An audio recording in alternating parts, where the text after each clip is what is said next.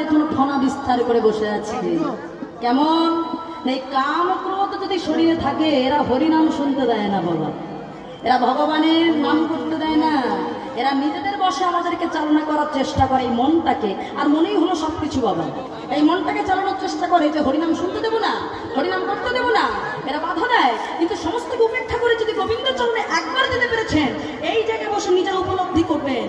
আমি বলবো না, কীর্তন শুনতে শুনতে দেখবেন, একটু ভালো করে যাচাই করবেন আপনার শরীরের কাম বাসা বাঁধছে কিনা। এই জায়গায় যতক্ষণ থাকবেন ততক্ষণ কাম থাকবে না, ক্রোধ থাকবে না, কোনো লোভ থাকবে না, কোনো মোহ থাকবে না, মমতা মাৎসর্য কিচ্ছু থাকবে না। আর যার যদি থেকে থাকে তার মানে মনে করবেন আপনার কীর্তন শোনাটা এখনো ঠিকঠাক হচ্ছে।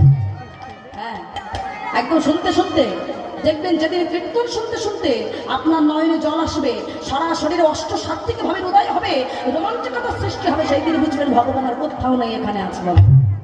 তাই কালীয় নাগকে দমন করতে হবে। কালীয় নাগকে, এই কালীয় নাগ হলো চন্দ্রধ্বজ নামে রাজা। ও মাইরা, আমরা অনেক সময় দেখবেন মনি ঋষিকে অপমান করে ফেলি। কোন বৈষ্ণব ঠাকুর আসলো তো হয়েছে কালীয় নাগ হয়ে বাবা।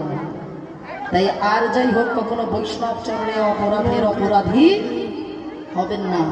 হ্যাঁ, এই কালীয় নাগ ছিলেন চন্দ্রধ্বজ নামে রাজা। যখন তিনি গিয়েছিলেন গভীর অরণ্যে মৃগয়া করতে, মৃগয়া করছে, সারাদিন মৃগয়া করে তাবুতে ফিরে অপরাধ দেখুন বাবা, সবেমাত্র মুখে কিছু দিতে যাবে,